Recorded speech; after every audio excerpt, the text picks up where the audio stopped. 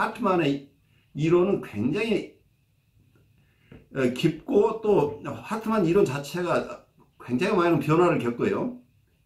그래, 이분이 어떤 입장이냐면 역동 구조 모델을 그대로 살려놓으면서 대상관계 쪽에서 발견된 여러 가지 새로운 인사이트들을 그 역동 구조 모델 틀 안에 집어넣으려고 하는데 그게 만만치가 않죠.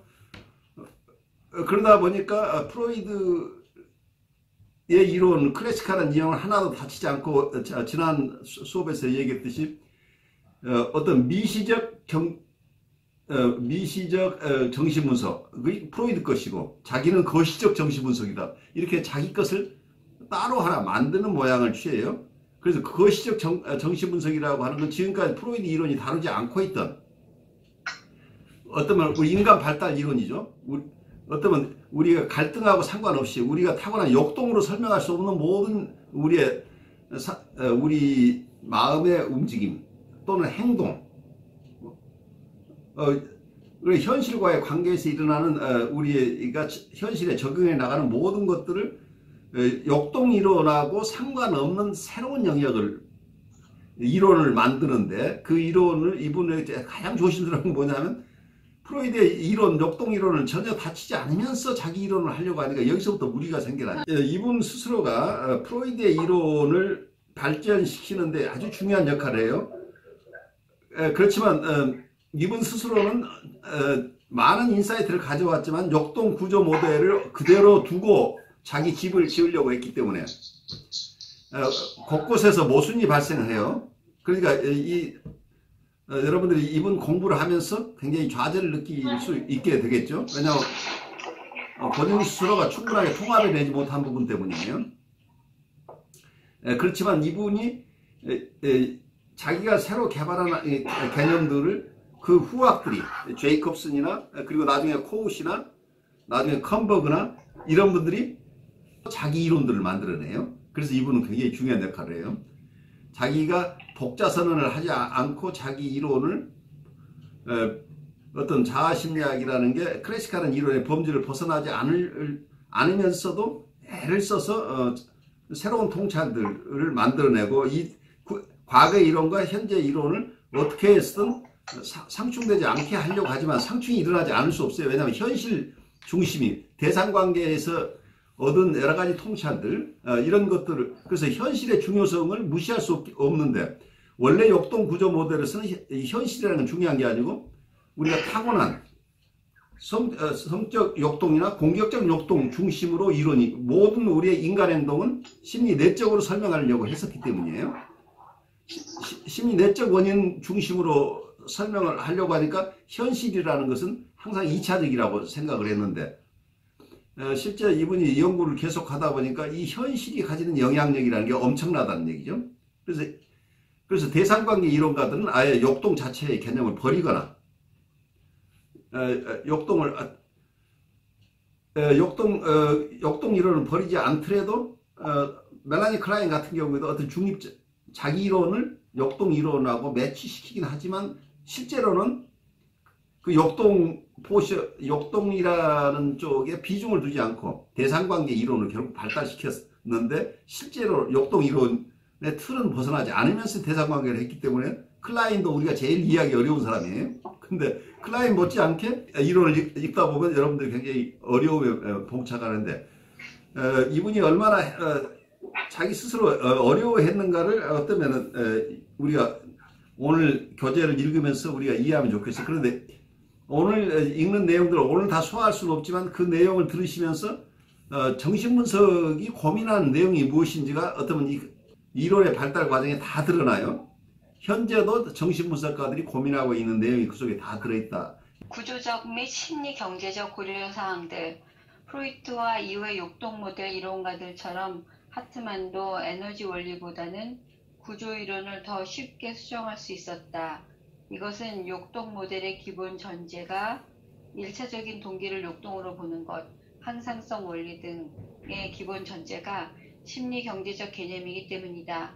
그러므로 하트만은 그러한 기본 전제를 수정하기보다는 정신 구조에 관한 이론을 수정했다. 그는 자아가 그것의 다양한 기능들을 지닌 뚜렷한 체계이고 구조적 단위라고 생각했다. 그럼에도 불구하고 자아가 단일한 체제로 이루어졌다는 개념에 자주 반대하였으며 우리가 자아에 대하여 말할 경우 다양한 자아 기능들을 구별할 필요가 있다고 주장했다.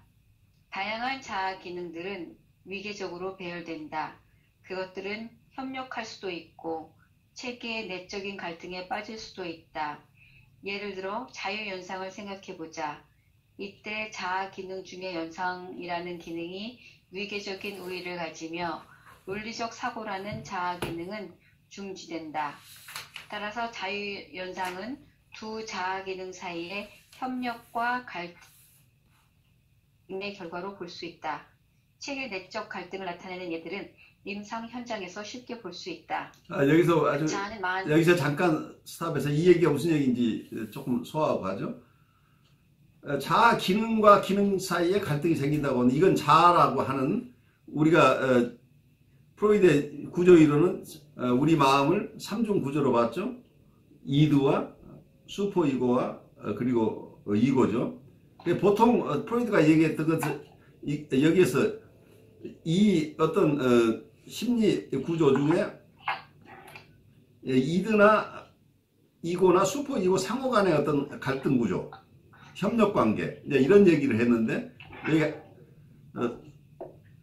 하트만이 얘기하고 있는 것은 자아가 그렇게 단순한 게 아니고 자아 속에서는 아주 다양한 기능들이 있어서 어쩌면 자아라고 하는 것이 우리가 하는 어떤 활동들, 여러 다양한 어떤 기능들, 자아는 우리가 가진 기능들인데 이 여러 가지 기능들이 아까 아주 다양한 기능들이 위계적으로 거기에 함께 있다라고 하는 게 굉장히 다양한 기능들이 일정한 분류 속에 있을 수 있고 그 독특한 기능들이 있는데 이 자아의 기능 중에 서로 상충되는 것 나오는 서로 이 속에서 갈등 구조가 나온다는 얘기예요. 그러니까 자아라는 것도 우리가 심플하지 않다는 얘기예요. 그러니까 옛날에는 어때요? 우리가 분자론이라는 게 있었죠. 이 분자가 기본 단위라고 생각을 했는데 분자를 연구하다 보니까 분자 밑에 원자가 또 있었죠. 또 원자를 공부하다 보니까 원자 밑에 또 그 밑에 또 다른 것들이 있다. 이제 이런 것처럼 우리 마음을 세 개의 심리 기구로 생각을 했는데 이 기구 안에서 자아 안에서도 서로 다른 기능들이 있어서 그 사이에도 갈등 구조가 있을 수 있다. 그럼 자아 구조 내에 갈등이 일어난다는 얘기예요. 우리가 대외적인 것뿐이 아니고 대내적인 갈등도 여기서 포함시키고 있는 거죠. 그런 의미에서 자아가 굉장히 중요해지고 자아의 기능이 다양해지다 보니까 이 자아 안에서의 갈등이나 이런 부분에 대한 이해가 필요하다 하는 그런 입장을 지금 설명하고 있다. 이렇게 이해하고 가죠. 자아는 많은 기적 단위들로 이루어져 있으며 그것들 각각은 나름대로 외부 현실과 연관을 가지고 있다. 응하고자 하는 하트만의 목적에 도움을 준다. 한 가지 비유를 들어보자. 다른 기관들이 제출한 법안을 승인하거나 기각하는 역할만을 담당하는 입법부가 있다고 가정해보자. 만약 입법부가 하나의 단위로서 작용한다면 그것의 기능은 항상 예 또는 아니요라는 대답을 하는 것으로 제한될 것이다. 이것이 프로이드가 생각한 자아의 모습이다. 여기서 자아는 종종 원본능이 원하는 방향으로 원본능을 안내하는 말 등에 탄 사람이 된다. 그러나 만약 그 입법부가 복수 정당 체제를 가진다면 각각의 정당이 자신의 이해 타산에 따라 다른 정당과 협력하기도 하고 반대하기도 할 것이다. 즉 자아 구조 안에는 수많은 이견을 가진 자아 기능들이 있으며 그것들의 협력과 갈등을 통해서 하나의 행동이 나타나게 된다. 자아 역할에 대한 이러한 견해가 구해져서 자아 심리학과 적응의 문제에서 분명히 드러난다. 여기서 하트만은 평형의 개념과 상호 적응의 개념을 도입한다. 정신적 체계의 다양한 측면들 사이에 조화를 이루는 기능인 평형은 정신 건강을 유지하기 위한 필요 조건이다. 연구가 진전됨에 따라 하트만은 점점 더 내적 체계의 평형을 강조했다. 그 결과 자아는 통합시키는 능력 이외에도 수많은 기능을 갖게 되었다.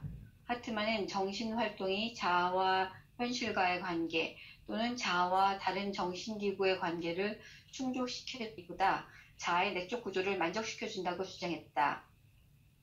원본능과 자아의 관계를 설명을 한다는 게 우리는 너무 방어적인 측면만, 갈등 구조만을 보고 있는데 사실은 원래 원본능이 무언가를 하도록 대외적으로 할 수 있도록 하는 것은 자아가 기능이라는 얘기예요.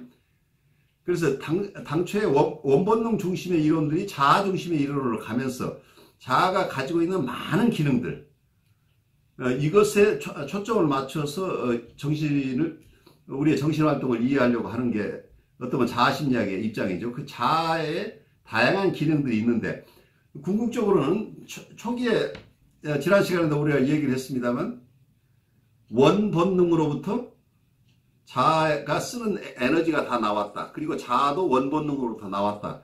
이런 원래의 개념 가지고 설명을 하다 보면 모든 것이 욕동 중심이 돼버리고 자아는 아주 왜소한 존재가 되는데, 여기서 하트만이 계속해서 주장하는 게 처음에는 이 에너지 자체를 중립화 시킨다. 원래 욕동이 가지고 있던, 리비도가 가지고 있던 에너지를 탈성화한다. 뭐 이런 개념을 써. 디섹슈얼라이제이션이라고 하기도 하고, 뉴트럴라이제이션이라고 하고, 중립화시켜서 원래 이 성적 목적으로 쓰려고 하던 그 에너지를, 그런 목적을 제거한 에너지로 만들어낸다는 얘기예요. 이고가. 그래서 그 에너지를 자기가 쓸 수 있는 에너지로 만든다는 얘기예요.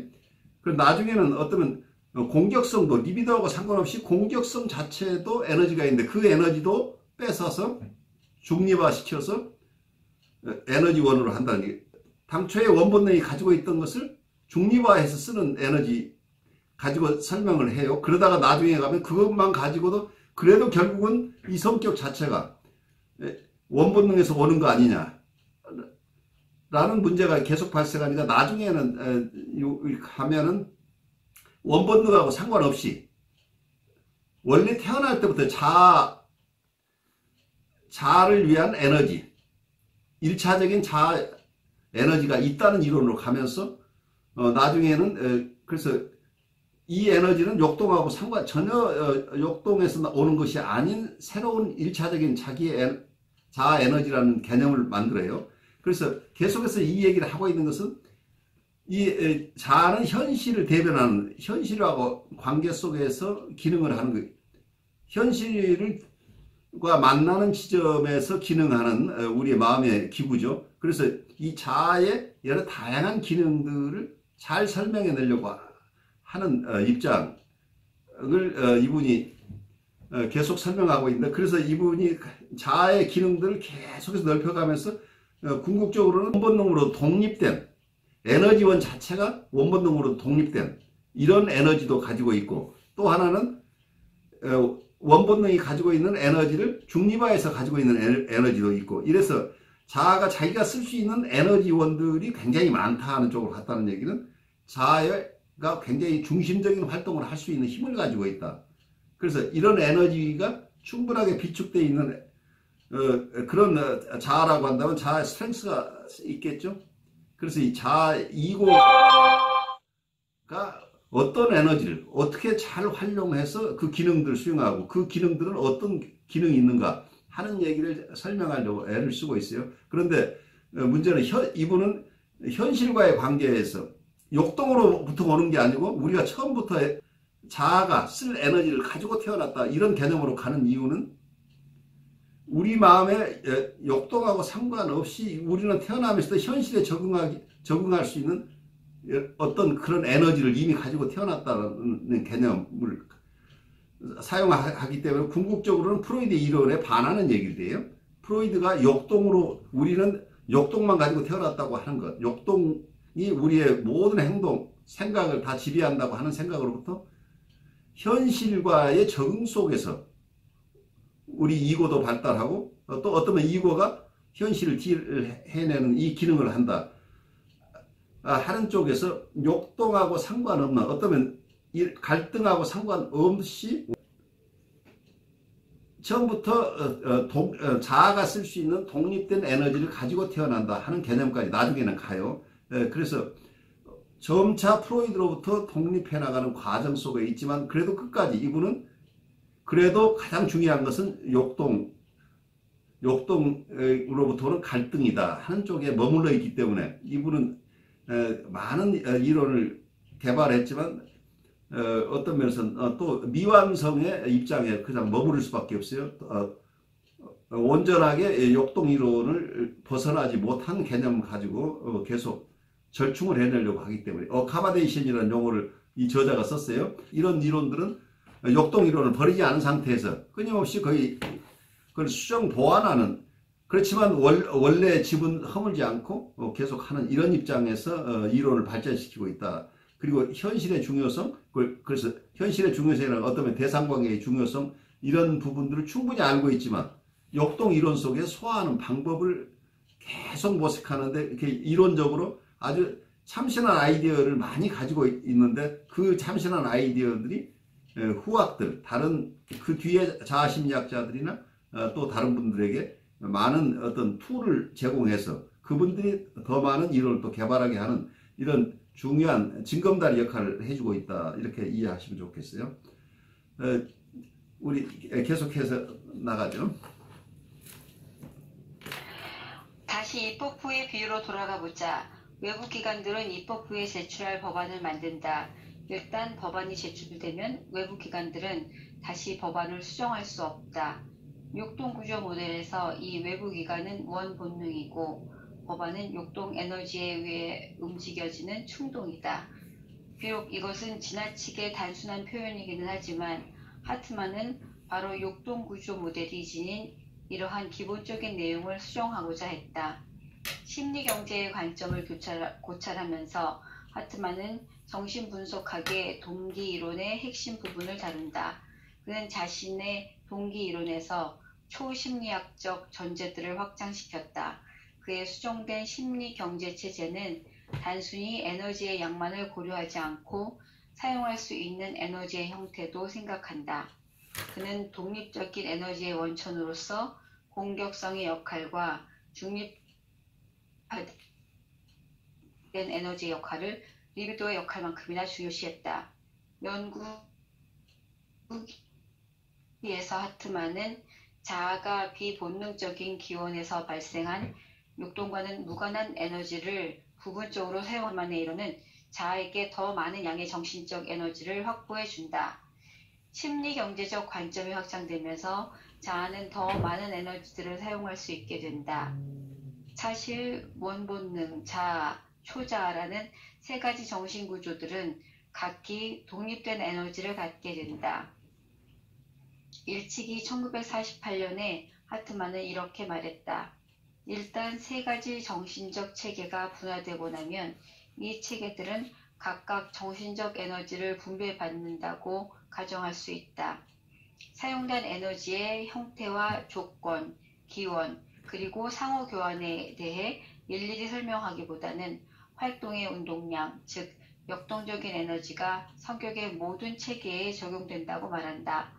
그러나 원본능, 자아, 초자아는 그것들의 조직에서 차이가 날 뿐만 아니라 각각의 활동을 일으키는 힘에서 차이가 난다.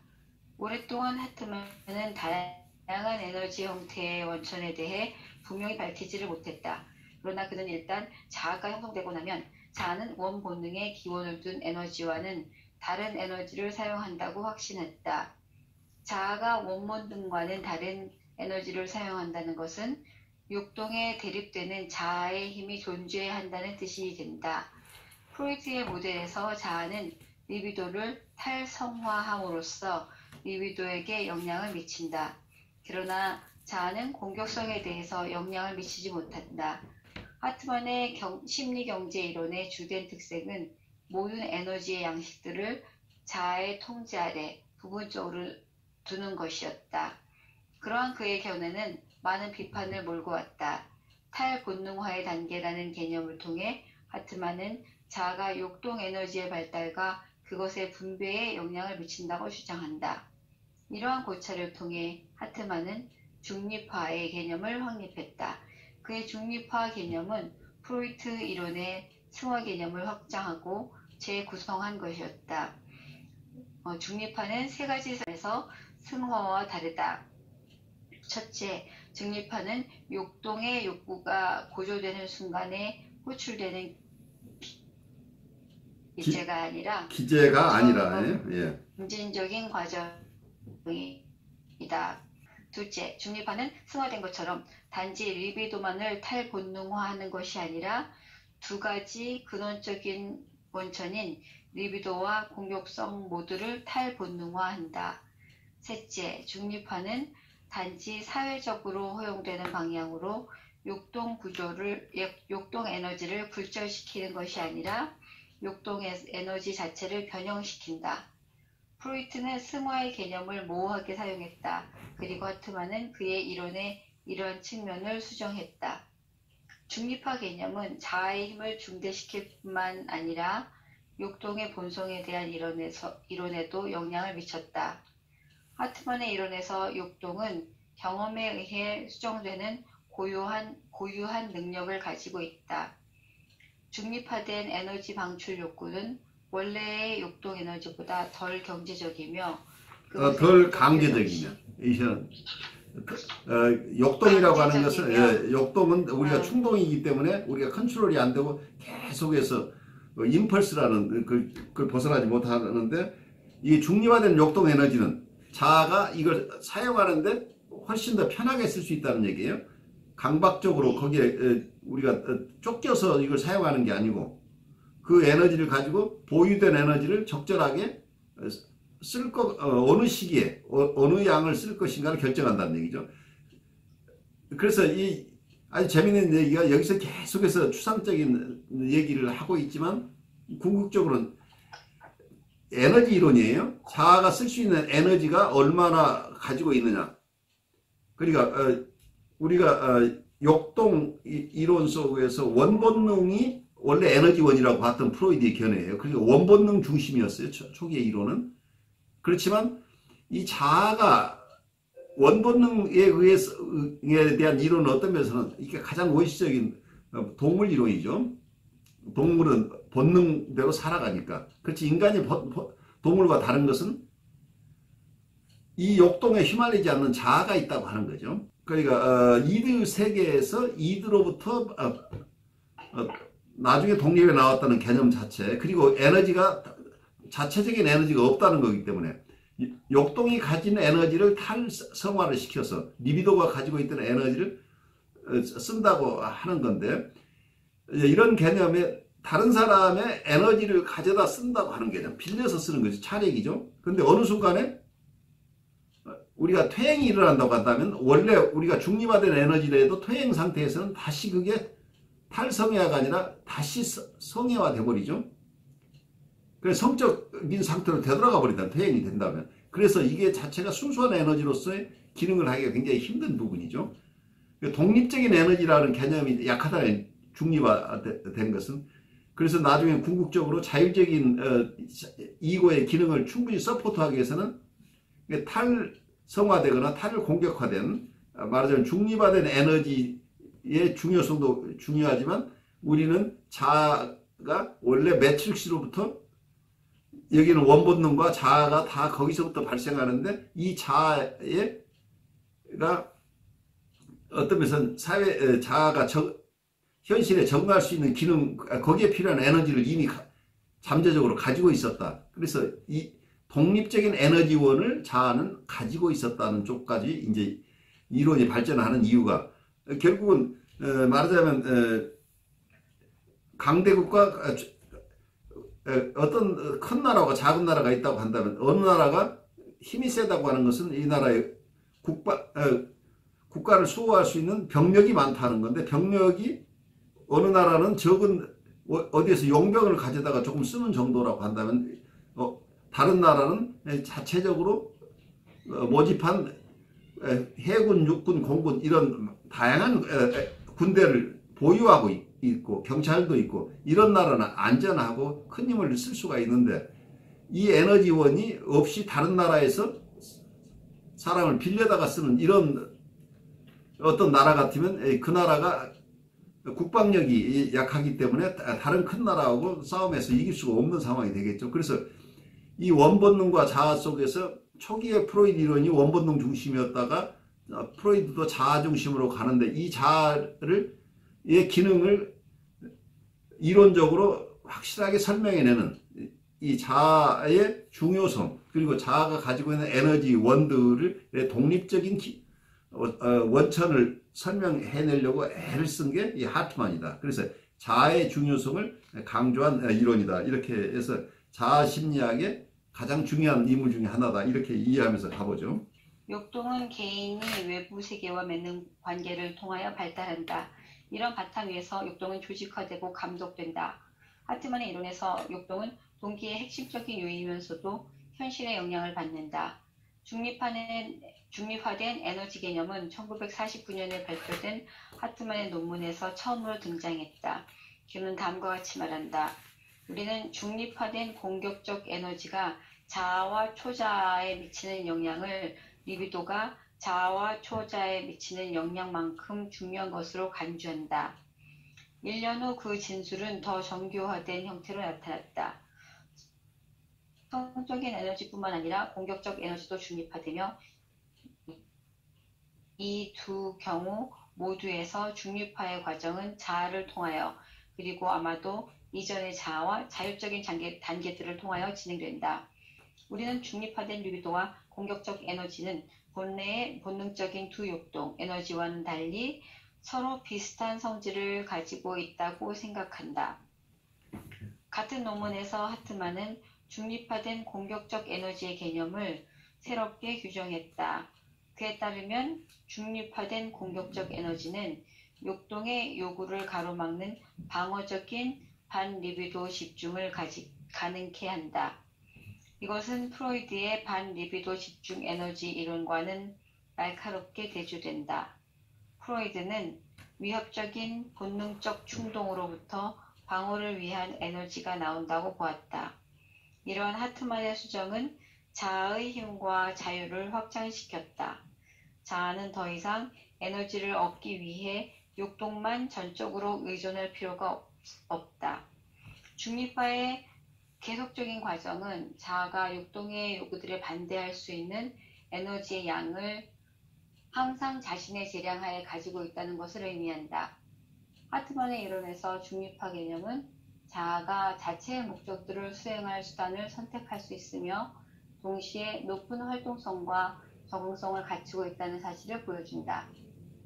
중립화된 에너지 사용이 갖는 중요성은 정신분열증의 초심리학이라는 그의 논문에서 다시 강조된다.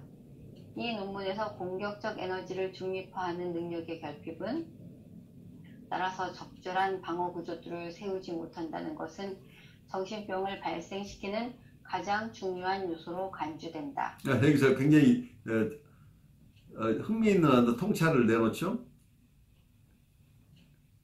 공격적 에너지를 중립화하는 능력이 없을 때 사이코시스로 간다는 얘기죠. 이건 어떤 면에서는 이론의 구성의 차이는 있지만 현대정신분석 이론과 동일한 얘기예요.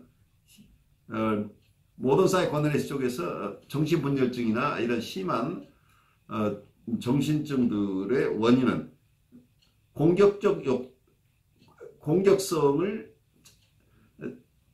처리하지 못하고 공격성이 대상을 향해야 되는데 대상으로 공격성을 방출하지 못하고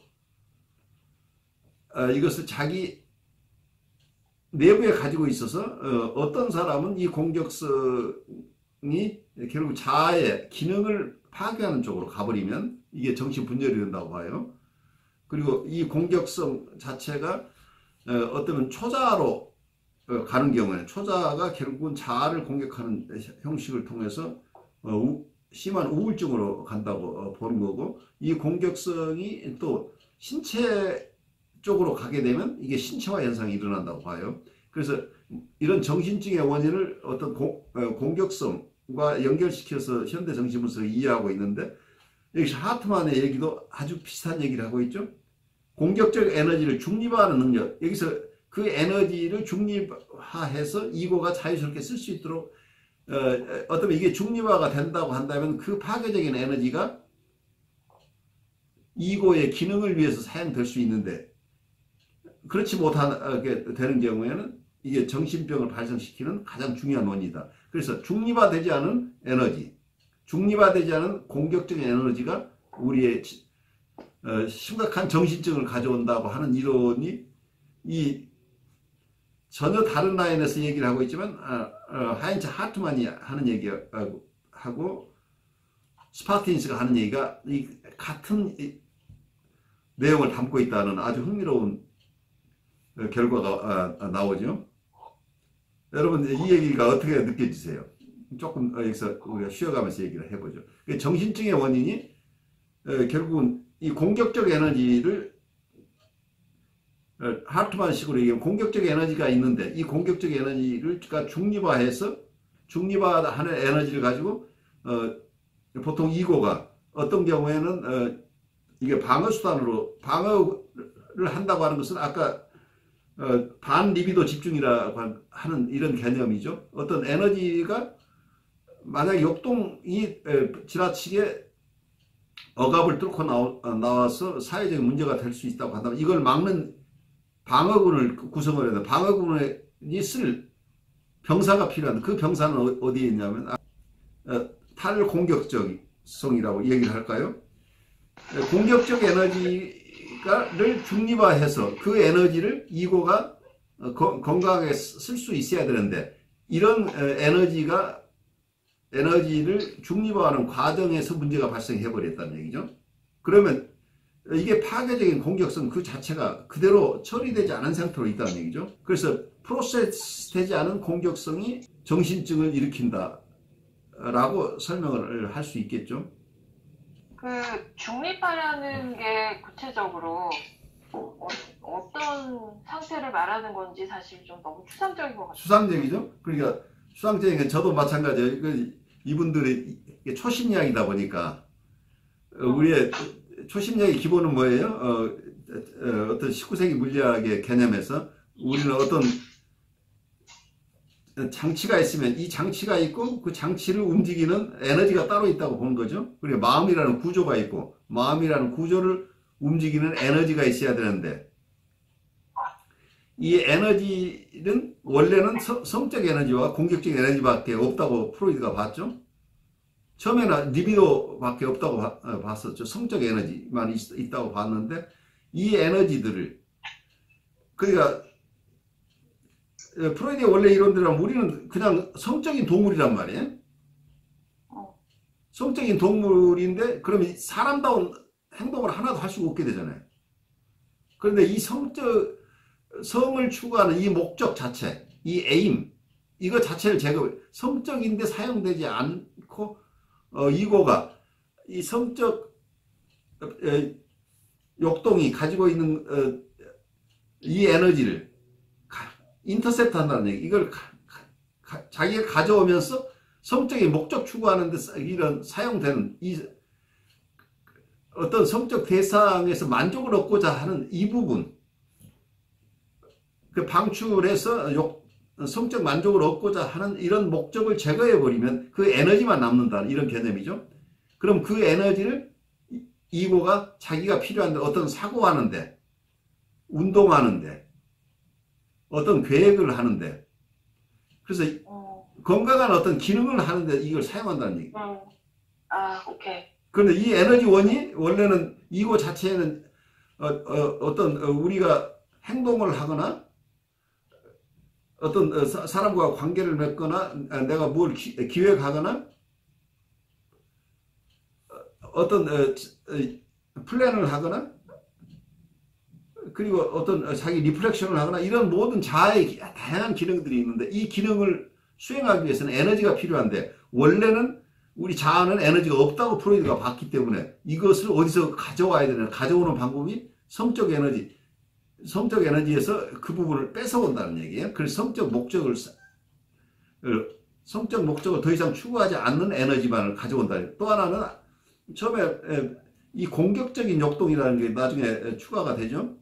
그러면 처음에는 리비도 중심의 이론이었는데 하트만은 이 중립화가 성적인 역동만 뿐이 아니고 공격적인 역동으로부터도 중립화가 일어난다 라는 개념을 가져서 우리가 세상에 가서 맨 싸우거나 아니면 성적 목적만을 추구하는 이런 동물적인 우리의 역동들로부터 그런 사용 목적 자체를 제거시킨다는 얘기예요. 그러면 그 에너지만을 고스란히 가져다가 이거가 사람답게 사는데 우리가 인간 노릇을 하는데 이 에너지를 사용한다 이런 개념이죠. 그러니까 어떻게 보면은 처음에 프로이드가 신경증을 어떤 무의식적 갈등, 의식과 의식의 갈등으로 보았던 그런 지형학적 이론을 보완해서 나온 게 어떤 구조 이론이잖아요. 그렇죠. 이드, 자, 초자. 그런데 이게 이제 안나 프로이드에 와서 그것이 일상적으로 어떤 구조 이론에 따라 분석의 초점이 달라져야 한다라는 주장을 하잖아요. 그래서 방어 디펜스 메커니즘을 굉장히 철저하게 연구했던 게 아나 프로이드죠. 그래서 이고 사이칼레지에 아주 큰 역할을 한 거죠. 그 무의식에 초점화되었던 어떤 유아의 무의식에 초점을 맞췄던 이런 분석이 아니라 말하자면 그 구조 이론의 역동을 만들어서 그 정신 구조를 분석하는 쪽. 그래서 방어를 철저하게 본다고 하는 건 임상적으로는 뭐예요? 우리가 전이와 저항이라고 할 때 저항은 리시스턴스라는 게 치료에서 드러나는 방어를 얘기하잖아요. 그래서 방어를 분석하는 것이 더 중요하게 됐다는 얘기예요. 방어 분석 혹은 저항 분석이라고. 이고 사이칼리 쪽에서는 이 방어라는 기능은 이고의 기능이라는 얘기예요. 그리고 원본능과 대항할 수 있는 힘이죠. 예, 어떻게 보면 그 신경증에 대해서 어떻게 형성되나에 초점화됐던 그 고전적인 정신 분석이 아니라 이제는 어떤 인간의 발달, 그렇죠. 인간이 어떻게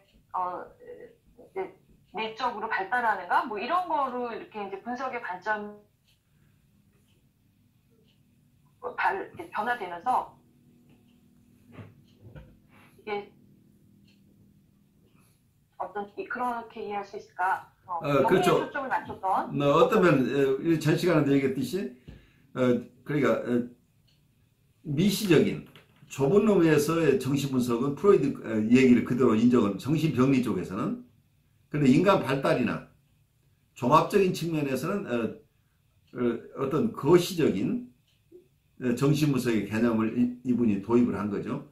그래서 미시적인 정신분석과 거시적인 정신분석을 함께 추구하는, 그래서 프로이드의 원래 이론을 손대지 않으면서도 인간을 더 잘 이해할 수 있도록 하는 이런 부가적인 이론을 추가한 거죠. 그래서 중요한 역할을 했어요. 우리가 동물 이론으로부터 인간 이론으로 바뀌는 거죠. 자아 중심의 이론이니까. 그러네요. 그러니까 이게 자아가 환경에 적응하는 과정에서 어떤 주도적 역할을 하는가, 그렇죠. 하는 것들이 굉장히 초점화되기 시작하고, 근데 그 과정에서 구조 이론의 역동 같은 것들이 어떻게 이렇게 연결이 되고 적응 과정으로 나아갈 수 있는지 뭐 이런 거 있잖아요. 그러니까 그 이론들이 나중에 하다 보니까 프로이드의 이 갈등 이론 가지고는 이거 설명할 수 없는 새로운 영역이잖아요. 우리가 인간이 발달하는 여러 가지 측면들, 그리고 우리의 인지 기능이나 운동 기능이나 우리가 가진 어떤 상상력, 생각하는 능력, 이런 것들을 다 역동이나 구조 이론, 역동 이론 가지고 갈등 이론으로 설명할 수 없는 독립적인 자율적인 기능들이 얼마든지 있다는 얘기죠. 그렇죠. 이런 부분에 대한 충분한 어떤 이론적인 설명을 하기 위해서는 이 원본능 중심의 어떤 프로이드 이론과는 다른 이론들이 함께 발달해야 된다는 얘기. 그래서 이 자아심리학이라고 하는 게 원본능 중심의 이론부터 훨씬 자아 중심의 이론으로, 자아가 이 원본능을 자아가 통제한다는 얘기는 뭐냐면 자아는 현실의 대변자예요. 리얼리티라는 얘기예요. 그렇죠. 그러니까 이 그렇죠. 타고난 어떤 드라이브가 중심이 아니고 현실 리얼리티와의 관계 속에서 인간이 성장한다고 하는 부분. 그러니까 자아가 중요시 된다는 얘기는 자아는 현실을 대변하는 현실이 그만큼 중요하다는 걸 이해하게 된다는. 그래서 현실이 우리의 사람들의 정신 활동에 큰 영향을 미치는 것을 이론적으로 소화해내려고 하는 몸부림이에요. 리얼리티가 욕동보다 리얼리티가 얼마나 큰 영향을 미치는 것인가를 이분은 잘 이해를 했는데, 이 욕동이라는 프로이드 선생님의 이 발견을 이것을 보존하면서 자기가 발견한 이론을 중요하게 사람들에게 알려야 되니까, 이분이 자기가 이론을 쭉 만들다가 몇 년 동안 그 이론도 아무 얘기 안 하고 몇 년씩 지나가는 경우들이 나와요. 왜냐하면 자기 이론을 조금 더 발전시키면 이게 거기서 프로이드 이론이 뒤집어진다는 얘기예요.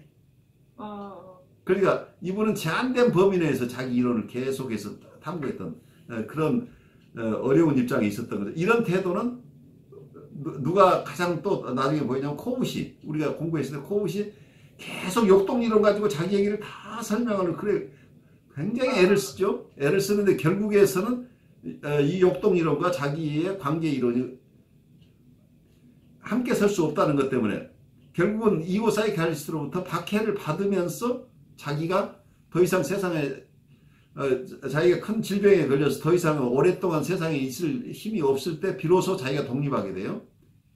그래서 이건 나의 독자적인 이론이라고 할 힘이 생기는 게 그만큼 오랜 시간이 걸렸는데, 말하자면 여기서 하인츠 하트만도 프로이드를 넘어서지 못하고 그 안에 있으면서 자기 이론을 이렇게 애써서 발달시켰다, 이렇게 이해하시면 좋겠어요. 중립파의 영향은 단지 갈등하는 상황에서만 느껴지지 않는다.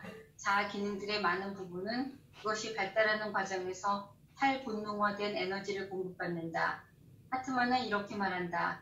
따라서 일단 자아가 그 자체의 중립화된 에너지를 축적하면 자아는 외부 및 내부 세계와 상호작용을 함에 있어서 이 에너지를 사용할 목적들과 기능들을 발달시킨다. 이는 자아의 목적들과 기능들이 꼭 중립화에 의존할 필요가 없게 되었음을 의미한다. 이게 굉장히 중요한 얘기죠. 왜냐하면 에너지는 빌려왔어요. 에너지를 빌려와 쓰다 보니까 이미 자기 것이 됐어요. 그럼 그때부터는 자기가 그걸 어디다 쓸 건지 자기가 자체적으로 결정하기 시작했다는 얘기예요. 그러니까 비록 에너지를 딴 데서 가져오긴 했지만 일단 자기 것이 된 이후에는 자기 마음대로 할 수 있게 됐다는 얘기예요. 그래서 자아가 자기 스스로의 독립된 어떤 결정들을 할 수 있는 근거가 생겼다는 얘기죠. 근데 이게 중립화를 조금 제가 상상을 한번 해봤는데 이게 꼭 맞는지 모르겠지만, 왜 원본능과 자아, 슈퍼에고 사이에 껴있잖아요, 자아가. 그렇죠. 예. 근데 너무 본능적으로 흘러가도, 너무 슈퍼에고 쪽으로 가도 이게 균형이 깨지는 거잖아요. 그렇죠. 예. 그러니까 이 자아가 얼마나 중간에서 갈등하면서 중심을 잡느냐에 따라 한 사람의 환경 적응 능력이 달라지는데. 그러니까 그거 네. 굉장히 중요해요. 근데 이게 우리가 원본능에 너무 의존하는 사람은 그 상태라는 얘기예요. 그렇죠. 그래서 자아가 독립적인 자아의 에너지가 필요하다고 하는 얘기가, 자기가 그래도 뭐 가진 게 뭐 있는 사람은, 자기 주머니에 뭐가 있는 사람은 당당해지잖아요. 에너지원들이 많이 있어야 되는데, 근데 중립화된 에너지라고 하는 게 임상에서는 상당히 언스테이블해요. 왜냐하면 원래 소스가 결국은 성적 욕동이나 공격적 욕동에서 나왔기 때문에 이게 지금은 이게 탈색이 됐지만 어느 위기에 가면 이게 본성을 되찾아버릴 가능성이 있다는 게, 이게 일단은 중립화됐지만 중립화 안 할 거야 라고 돌아설 가능성이 있죠. 이게 퇴행 현상이에요. 그러니까 우리가 퇴행하면서 어떤 사람은 굉장히 성적이나 공격적인 아주 초기 상태로 퇴행하는 사람들이 생겨나잖아요. 보면 중립화된 상태에서 우리가 퇴행이 일어나면 어떤 번 중립화된 에너지들이 다시 재성애화됐다고, 리섹슈얼라이제이션이라는 현상이 일어나고 그러는 거죠. 과거에는 중립화됐다고 하는 에너지들이 다시 이렇게 될 수 있는데 이런 고민들이 있는 거죠. 그래서 나중에는 이것만 가지고 안 되는 거고, 자아가 이런 중립화되는 에너지, 이건 원래 나무 것이니까 이거 말고 자아 자체의 에너지가 필요하다 하는 개념을 개발해요, 하트만이. 그래서 타고날 때부터 자아가 쓸 수 있는 에너지가 따로 있다 하는 개념으로 가니까, 그러면 자아가 쓸 수 있는 에너지가 따로 있다고 하는 얘기는 현실과 딜을 하는 자아 자체가 독립성이 있다는 거예요. 원본능으로부터. 그래서 원본능으로부터 예속된 게 아니고 자아는 당당하게 자기가 쓸 에너지, 중립화해서 빌려 쓰는 에너지도 있지만 원래 자기가 쓰는 에너지를 따로 가지고 있기 때문에, 이게 이 자아가 잘 발달하게 되면 원본능에 이렇게 속박되지 않은 자유스러운 자아를 가진 건강한 사람이 된다 하는 이론으로 지금 발전시키는 거죠. 그래서 예속화된 에너지만 쓰는 게 아니고 undifferentiated 매트릭스 속에서는 하나의 모체로 우리 심리가 이드나 이고 이런 게 아직 미분화된 상태에서 어떤 하나의 심리적인 모체가 탄생했는데, 그 속에는 이미 자아가 발달할 수 있는 그런 자아 요소가 있고, 그 자아 요소가 나중에 적응해 나갈 수 있는, 사회에 적응할 수 있는, 자아 적응할 수 있는 그런 에너지들이 이미 그 속에 숨겨져 있다는 얘기예요. 그래서 원래 욕동으로부터 파생되는 에너지가 아닌 자아를 위한 자체적인 에너지 원이 있다. 그러면 자아는 우리가 태어나면서부터 이 공격적인 에너지나 성적인 에너지하고 상관없이 자체적인 에너지를 확보한 독립된 어떤 기능을 수행할 수 있는 힘을 가진 하나의 정신기구다. 그래서 자아가 혼자 설 수 있는 어떤 힘들이 있다는 것을 이론화를 하고 있어요. 그렇다고 한다면 우리는 처음부터 현실을 딜할 수 있는, 현실 적응해낼 수 있는 에너지를 가지고 우리는 태어난다는 얘기죠. 그래서 욕동으로부터 모든 것을 다 설명하려고 했던 프로이드 이론부터 처음부터 우리는 현실과 관계를 맺으면서, 그러니까 어떤 다른 쪽으로 얘기하면 대상관계 속에서 인간이 성장한다는 얘기를 여기서 할 수 있는 거죠. 우리는 처음부터 대상과 관계할 수 있는 힘을 가지고 있다는 얘기예요. 우리는 타고나면서부터 현실에 적응해 낼 수 있는, 자아가 적응해 나갈 수 있는 그런 에너지원을 가지고 있다라고 본다면, 우리가 프로이드가 봤던 이 인간은 성적 욕동이나 공격적인 욕동을 가진 아주 뭐라고 할까요? 좋은 것이 하나도 없는 그런 태아가 아니라, 그런 어린아이로 태어나는 게 아니라니, 이 속에는 당당하게 자아를 발달시킬 수 있는 에너지를 가진 존재로 태어난다고 한다면 인간에 대한 어떤 퍼스펙티브가 달라지죠.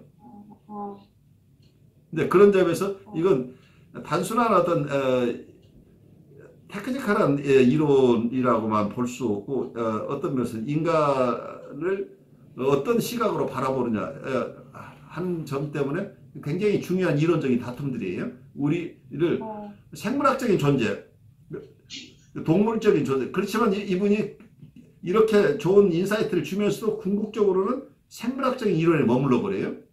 그러니까 욕동 이론에 더 중요성을 두고 있기 때문에 이분이 그 한계를 못 벗어났다는 얘기예요. 그렇지만 자아심리학자들은 이걸 버리고 자기 이론을 정리했기 때문에 좀 더 인간, 사람을 위한 어떤 이론들이 나오는 거죠. 여기서는 아직도 그 생물학적인 이론에서 크게 벗어나지 못하는 거죠. 그러니까 이게 비혼을 들으면서 공부하면서 이 프로이드에서 또 하트만 비혼으로 이렇게 떵껑충껑충 튀면서 달라지잖아요. 그렇죠. 인간 발달, 대인관계적인 거. 그러니까 욕동이라는 정서를 말하자면 비혼에 와서는 정서로 만들어, 그렇죠. 욕동의 에너지를 정서적으로 인식하도록 얘기를 풀어가잖아요, 이론에서. 네, 그렇죠. 네. 그래서 동물 이론으로부터 인간 이론으로 발달해 나가는 과정이라고 볼 수 있어요. 그 중간 과정.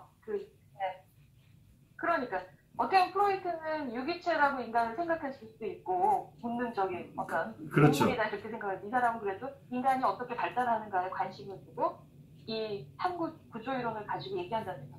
해서는 그때 당시로는 굉장히 신선했을 것 같아요. 그 당시로 굉장히 어드밴스된 이론이죠. 그 당시는 이분의 영향을 받아서 어떤 설리반도 영향을 받고, 컨버그나 나중에 나오는 다른 자아 심리학자들도 굉장히 큰 영향을 받아요. 그러니까 이분도 굉장히 중요한 인사이트를 준 분이에요. 그러네요. 그래서 이분이 개발한 개념들을 많은 사람들이 또 가져가서 자기 이론으로 삼는 거죠. 그래서 이분 얘기를 우리가 좀 더 따라가 볼 흥미가 생겨요. 좀 더 가보죠. 원 본능을 리비도의 거대한 저장소라고 말한 프로이드의 운용과 비교해 본다면 하트만의 진술은 자아가 본능적 욕동에 직접적으로 의존하지 않으며 자체적인 에너지 체계를 가지고 있다는 것을 의미한다. 우리는 앞서 하트만의 자아 관심들이라는 개념에 대해서 설명했다. 자아 관심들은 욕동 동기들과는 별개이며 그것들에 대립될 수도 있다. 정신적 에너지에 대한 최종 이론에서 하트만은 중립화 개념이 함축하고 있는 것보다 훨씬 더 단호하게 고전적 초심리학과와 결교한다. 중립화된 에너지는 아무리 탈본능화되고 또 자아의 재량하에 있다 하더라도 본능적 욕동의 에너지로부터 발생한다. 1949년까지만 해도 하트만은 정신적 에너지에 관해서는 아무런 확신이 없었다. 그는 탈본능화 논의에 대한 각주에서 이렇게 말한다. 정신 에너지는 본능적 욕동을 떠나서는 생각할 수 없다. 우리는 여기에서 정신적 에너지의 다른 비본능적 원천들의 문제를 논의하지 않을 것이다. 1년 후에 그는 다시 문제에 관한 자신의 입장을 밝히기를 거부하면서 그 문제에 대해 우회적으로 말한다. 자아의 재량하에 있는 모든 에너지가 본능적 욕동에서 발생한 것인가라는 문제에 대해 나는 아직 대답할 준비가 되어 있지 않다. 아마 그 에너지 일부는 내가 전에 자율적 자아로 묘사한 것에서 시작된 것일 것이다. 그러나 정신적 에너지의 최초의 기원을 가리키는 이러한 모든 문제들은 본능적 에너지의 경우에서처럼 궁극적으로 다시 생물학적 문제에 부딪힌다. 5년 후에 하트만은 자신이 제기했던 문제에 대한 한 가지 대답을 제공한다. 그는 모든 에너지가 심지어 발생학적으로도 욕동에서 파생하는 것은 아니라고 주장한다. 그는 이렇게 말한다. 많던 적던 우리가 측정할 수 없는 정신 에너지의 한 부분이 욕동에서 발생한 것이 아니며 처음부터 자아 속에 속해 있다. 그가 얼마나 조심스레 그 주제에 접근했는지를 보여주는 같은 논문에 대한 주석에서 그는 이렇게 말한다. 엄격히 말해서 처음부터 자아에 속해 있는 에너지는 탈본능화된 혹은 중립화된 것이라고 할 수 없다. 그것은 비본능적인 것이라고 간주할 수 있으며 아마도 1차적 자아 에너지라고 부르는 것이 가장 적절할 것이다. 그래서 여기에서 아주 재미있는 거죠. 여기가 어떠면 여기서 하트만이 갈 수 있는 막바지까지 간 거예요. 그 욕동 이론을 버리기 전에는 갈 수 있었던 게 1차적 자아 안에 에너지가 있다. 그러니까 자아 자체가 욕동하고 상관없이 욕동으로부터 에너지가 온 게 아니고 자아 스스로가 처음부터 에너지를 가지고 태어났다가 되죠. 텅 비어있는 자아라는 개념을 가지고 프로이드가 계속 설명을 했는데 이런 구조이론 가지고 어떻게 인간을 설명할 수 있느냐라는 이제 그런 반론들이 계속 있어 왔는데 여기서 하트만이 1차적 자아 에너지라는 개념을 사용함으로써 심리학자들이 신랄하게 비판했던 부분에 대해서 일단 타협하는 입장을 보인 거죠. 자아도 원래 에너지가 있다라는 얘기예요. 그러니까 이게 프로이드 이론과 정면으로 반대되는 얘기예요. 프로이드는 원래 자아는 에너지가 없는 구조라고 봤던 거죠. 에너지는 원본능에만 있다고 봤었던 거죠. 그래서 모든 이론 체계가 이 에너지 이론 체계라면 이 리비도가 가지고 있는 에너지가 어떻게 변모돼 나가는가 하는 쪽에서 계속 설명을 해왔는데 이거가 가지고 있는 에너지가 상당 부분 1차적인 에너지라고 봐버리면 어쩌면 이쪽으로 쭉 설명해 나가면 되는데 어쩌면 자아심리학자들은 우리는 셀프가 처음부터 자체적인 에너지를 가지고 태어났다 이렇게 봐버린다. 그럼 심플이에요. 근데 이 하트만은 어때요? 그러긴 하지만 또 욕동으로부터 나오는 게 있다. 이 두 가지가 같이 있다. 그렇지만 가장 중요한 것은 프로이드 선생이 얘기했던 역동으로부터 나오는 에너지가 굉장히 중요하다. 그래서 이분이 이 두 가지를 다 겸하려고 하다 보니까 이걸 소화해내기가 어렵게 된 거죠. 그래서 이분이 이미 대인관계 이론가들이 얘기하는 에너지가 없는 자아는 라는 개념 자체가 말이 안 된다는 얘기를 이미 알고 있었다는 얘기예요. 그래서 어떤 에너지를 1차적인 에너지를 이미 가지고 자아가 생겨났다고 이런 쪽의 이론에 손을 든 거죠. 그렇지만 역동 이론을 버리는 것은 절대 안 된다. 이 지점에서 이제 다른 이론과 어떤 한계 지점에 있는 거죠. 요컨대 하트만은 심리경제 이론을 수정함으로써 자아 체계에 힘을 실어주었다. 그 결과 현실은 정신분석학적 동기 이론의 중요한 요소로 자리 잡게 되었다. 프로이트에게 있어서 자아가 사용하는 에너지에는 전적으로 욕동들, 특히 리비도적 욕동에서 빌려온 에너지다. 그러므로 리비도적 욕동의 기능은 본능적 충동에 가깝다. 그러나 구조적 모델이 등장하고 두 번째 이중본능 이론이 나오면서 자기의 승화, 융합과 같은 개념들이 자아의 행동의 목표와 원래적인 본능적 목표 사이를 느슨하게 만들었다. 하트만은 이러한 흐름을 이어받았다. 그는 자아가 다양한 정도로 중립받은 공격적 에너지와 리비도 에너지에 의해서 작동된다고 주장했다. 그리고 마지막에 가서는 자아가 처음부터 그 자체에 속한 비본능적 에너지에 의해 작동된다고 주장한다. 새로운 이론은 에너지의 형태와 자아 사이의 연결을 느슨하게 함으로써 자아의 유동성과 작용 범위를 확대시켰다. 프로이드 모델에서와는 달리 자아는 더 이상 원본능 그리고 초자아의 요구에 전적으로 매달리지 않는다. 이것은 현실의 타인이자 대변자로서의 자아의 역할을 증대시킨다. 자아가 힘을 얻음에 따라 현실이 인간의 동에 미치는 동기적인 힘도 욕동의 동기적인 힘만큼 커져갔다. 하트만은 현실의 욕동의 특성에 영향을 미친다는 사실을 받아들임으로써 기존의 이론을 확장시키는 동시에 원본능과 현실 사이의 거리를 재확인했다. 그러나 그는 욕동 구조 모델을 유지하고자 했기 때문에 그의 이론에는 실제로 명백한 모순이 함축되어 있다. 그는 중립화의 개념을 확립함으로써 역동적인 관점 안에 현실의 영향력을 도입했지만 그는 여전히 욕동이론의 발생학적 측면을 유지하고자 했다. 하트만의 이론에서 1차적 자아 에너지를 제외한 모든 부분은 여전히 선천적 본능에서 생겨난다.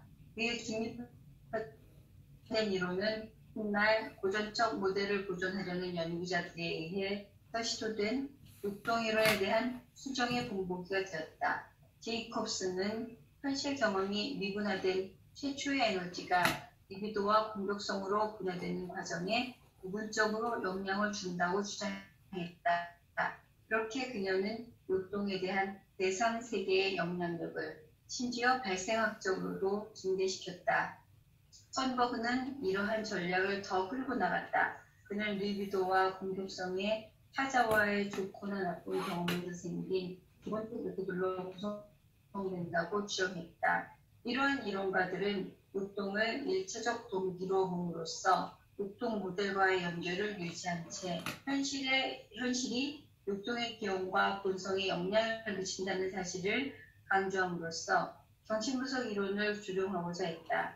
하트만의 중립화 개념은 이러한 조정 전력을 가능케 하는 교량 역할을 했다. 그러니까 어때요?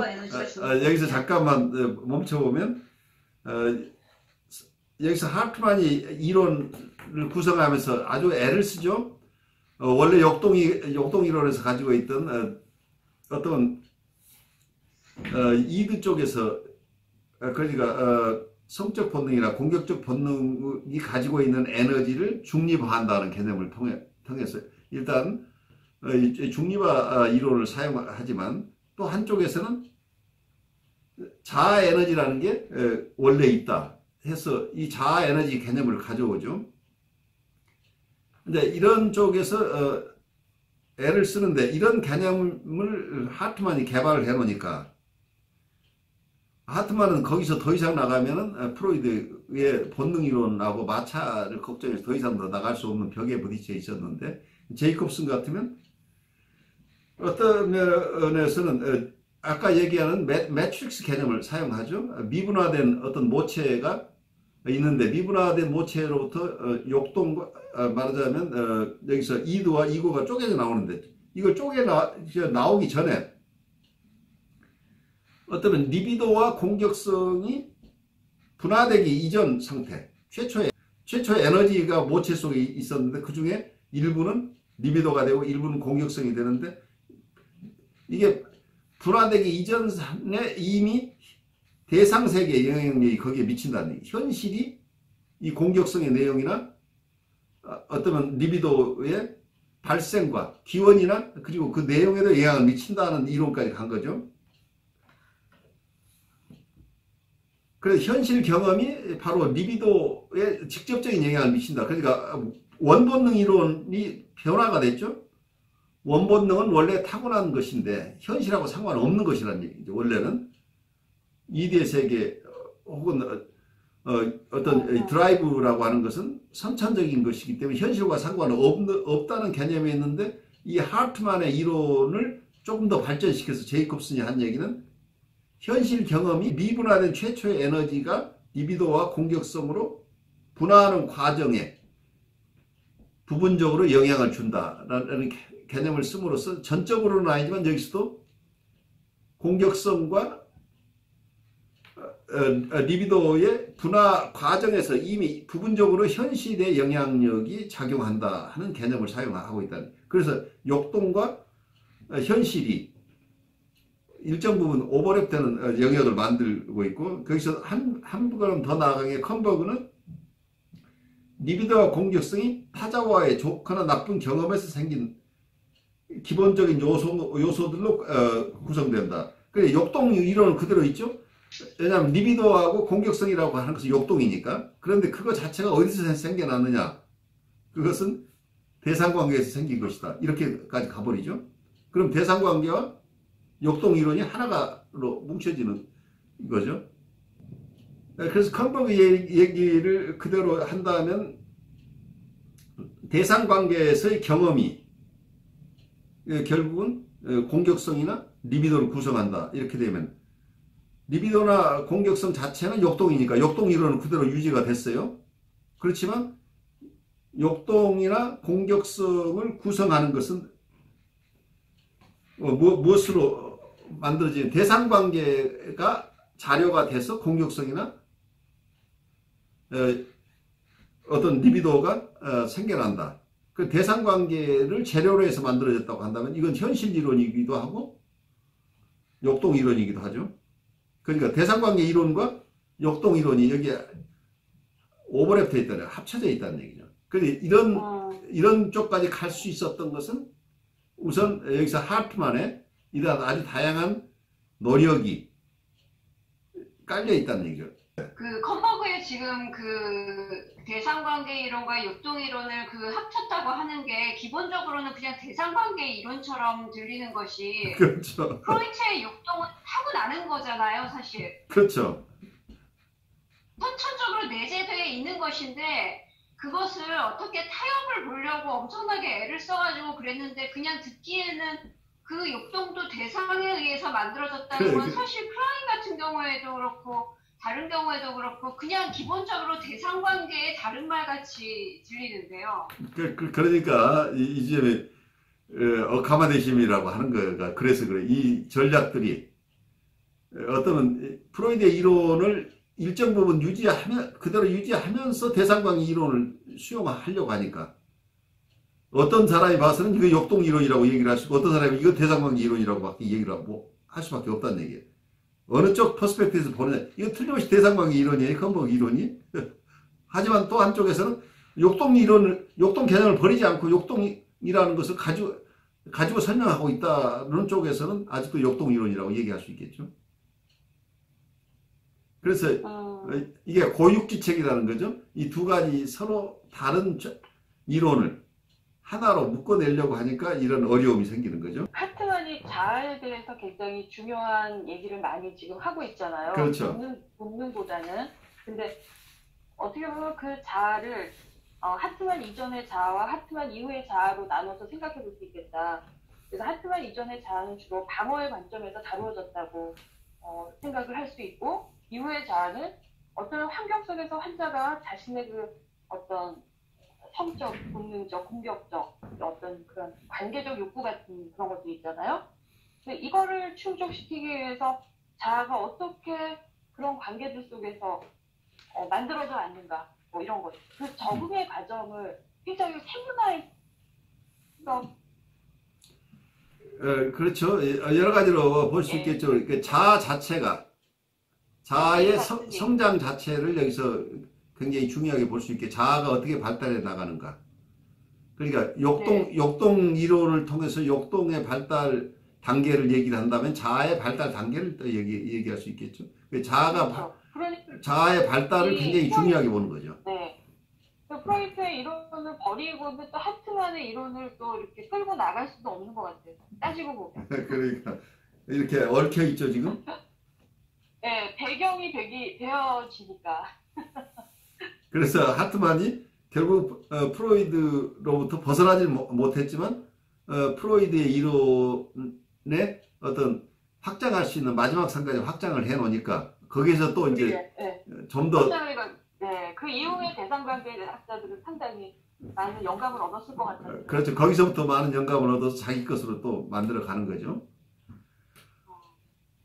제가 생각해 보니까 하트만의 이야기를 들어보니까 그 전에 있던 그 초심리학에서 심리 구조에서 자아가 에너지가 없다라는 것 자체가 이렇게 뭔가 이렇게 말이 안 된다는 느낌이 들면서요. 그렇죠. 그러면은 다 모든 심리 구조에서 다 에너지를 가지고 있는데 단지 성장해 나가는 과정에서 어느 쪽의 에너지가 먼저 드러나게 되는가를 생각해 보면은 결국 자아가 뭐냐고 하면은 자아가 결국 현실적인 어떤 심리적인 중심 구조라고 생각하면은 그 구조에서 그 에너지가 있다고 이렇게 보게 되면 결국은 몸 본능이라든지 초자아라든지 이것들이 자아 중심으로 가게 되면은 나머지는 결국은 에너지의 한 형태로 남는 느낌이 들거든요. 네, 그렇죠. 그러면은 자아가 가지고 있는 힘이라는 것은 그런 여러 가지 에너지들을 어떻게 다루어 나가느냐 하는 기술들을 성장하는 과정 속에서 배워 나가고 익혀 나가고 능숙해져 나가는 그런 과정이라고 생각이 들고요. 역할이 그런 원본능이라고 불려지는 그런 에너지들을 잘 다룰 수 있는, 그래서 승화가 일어날 수 있도록 환경이 조성되게 되면 그게 말하자면 건강한 삶을 살아가는 것인데, 만약에 환경과 부모에 의해 가지고 그런 것들을 다룰 수 있는 힘을 못 갖게 되면 결국은 우리가 말하는 퇴행된 삶을 살아갈 수밖에 없는 그런 모습으로 된다고 생각되거든요. 그러니까 그런 과정으로 이렇게 생각해 보면은 결국은 자아라는 자체가 저는 뭐라고 해야 되나, 에너지를 다루는 것도 나야 돼. 중요한 통찰이죠. 그래서 끊임없이 에너지 얘기들을 하죠. 그래서 그거를 이렇게 기독교라든지 이런 데서 보면은 결국은 그 자아라는 것을 어떻게 사용했느냐에 따라 가지고 삶의 모습이 완전히 달라져 버리는 그런 걸 보게 되면은 되게 프로이트가 말하는 그 본능을 이야기한다 그러면 자아의 힘이 자아가 에너지가 없는 걸로 해버리니까 결국은 본능을 다룰 수밖에 없는 것 같아요. 그게 굉장히 중요한 퍼스펙티브의 차이예요. 그러니까 원본능에서부터 에너지가 나온다고 생각해버리면 우리는 헬플리스하게 되잖아요. 근데 자아 심리학자들은 자아가 에너지가 있다고 하니까 자아로부터 에너지를 다루고 있는데, 그게 그 다음 관계가 되는 게 뭐냐면, 그러면은 그 자아는 어떻게 에너지를 갖게 되었냐를 또 생각해 보면은 대상 관계가 나올 수밖에 없는 그런 단계가 이렇게 또 진행되어 가는. 근데 어쩌면 여기서는 이것도 이 자아, 1차적 자아 에너지도 선천적이라고 봐버려요. 여기서 하트만은. 그 욕동이 1차적인 것처럼 여기 자아 에너지 자체도 1차적이라고 본 거죠. 선천적이라고. 그 자아 에너지를 가지고 처음부터 현실과 딜을 한다는 얘기. 그러니까 잘 보면 이 얘기 재밌어요. 애들 태어났을 때 애들이 벌써 자기 어머니나 아버지나 중요한 대상들하고 관계를 맺는데 에너지가 있을 거 아니에요. 그 에너지를 이미 아이는 타고났다는 얘기죠. 처음부터 대상관계를 할 에너지를 가지고 있다고 보는 것은 굉장히 중요한 것 같고, 실제 아이들은 처음부터 대상관계를 하잖아요. 눈을 맞추고 어떤 방식으로든 대상에 관심을 받으려고 하고 이런 것들, 인터랙션들이 일어난다는 얘기예요. 이것을 다 성적 본능이나 공격적인 본능이라고 설명했던 것 자체가 잘못됐다고 볼 수 있는 거죠. 근데 어쩌면 이 에너지들은 원래 인간답게 성장하기 위해서 가진 원래 잠재적인 에너지라고 이렇게 봐버린다고 한다면, 이것도 선언적으로 처음부터 가지고 있는 것이긴 하지만, 이게 어떤 성적 에너지나 공격적인 에너지, 부정적인 어떤 에너지 덩어리라고 보는 것 자체가 처음부터 우리를 인간을 품격 있는 존재로 보지 않았던 19세기적인 어떤 안목에서 생긴 게 아니냐. 아이는 똑같이 있는데 이 아이가 어떤 우리가 사회적으로 부정적으로 생각하는 많은 욕동 덩어리라고 보는 것하고, 이 아이는 지금 천진무구한데 그 속에서 무한한 잠재 가능성을 가진, 그리고 에너지를 가진 존재라고 보는 것은 우리가 인간을 이해하는데, 두 퍼스펙티브가 다 누구나 가질 수 있어요. 근데 어느 쪽을 더 중요하게 보느냐의 차이가 있죠. 근데 그 자아가 올바른 힘을 가지게 되는 게 결국은 그게 그 말하는 교육이라든지, 그렇죠. 건강이라든지 현실의 영향이죠. 그러니까 아이는 이미 대상과의 관계를 할 에너지를 가지고 있는데, 이 현실이 거기에 적합한 외부 현실이 있느냐죠. 그래서 외부 현실이 굉장히 중요한 영향을 미치는 거죠. 자아 성장에 걸림돌이 되는지, 이거 자아 성장을 촉진해주는 역할을 할 수 있을 것인지. 근데 생각보다 그 자아를 성장시키는데 본인도 거기에 대한 뭐랄까 에너지가 많이 필요한 것 같아요. 많이 필요한 거죠. 그래서 많이 필요한데 자아의 기능을 그냥 안 해버리는, 그리고 그냥 원본능에다 던져버리는, 그게 말하자면 퇴행이라고 한다면은 퇴행된 상태로 살아가는 거를 그냥 익숙하게 살아가 버리는 그런 경우가 상당히 많이 생긴다고요. 그렇죠. 그러니까 무책임하게 살아가 버리는 거죠. 그때부터는. 그 자기가 주인이 아닌 상태로 산다는 얘기예요. 그래요. 오늘 우리가 할트만의 가장 중요한 이론을 어쩌면 다 얘기한 거예요. 사실은 충분하게 오늘 다뤘어요. 왜냐하면 이분이 스트러글을 하면서 다음 학자들에게 또 큰 영향을 미친 거니까, 오늘 여러분들이 다 미진한 부분은 이 다음 또 다른 학자들을 하면서 하트만을 또 우리가 되돌아와야 돼요. 그래서 하트만은 오늘 다 읽지 못한 부분은 여러분 틈나는 대로 계속 읽어 나가시면서 이 다음 또 학자들 이 얘기 속에서 하트만의 이론이 어떻게 수용되고 어떻게 발전됐는가를 보게 되기 때문에 다시 하트만으로 돌아와서 우리가 또 공부하면 돼요. 오늘 발제하신다 아주 수고하신 우리 발제자님, 오늘 소감 잠깐 나누고 또 다른 분들도 얘기 잠깐 나누죠. 네, 저는 이제 이걸 공부를 하면서 제일 힘든 게 프로이트였던 것 같아요. 네. 그리고 이제 뒤로 점점점 가면서 이제 호모 사피엔스 넘어오고 좀 발달된 인류로 가는 느낌이 있고, 그래서 제가 굉장히 빗서게 하는 부분이 많았거든요. 그렇죠.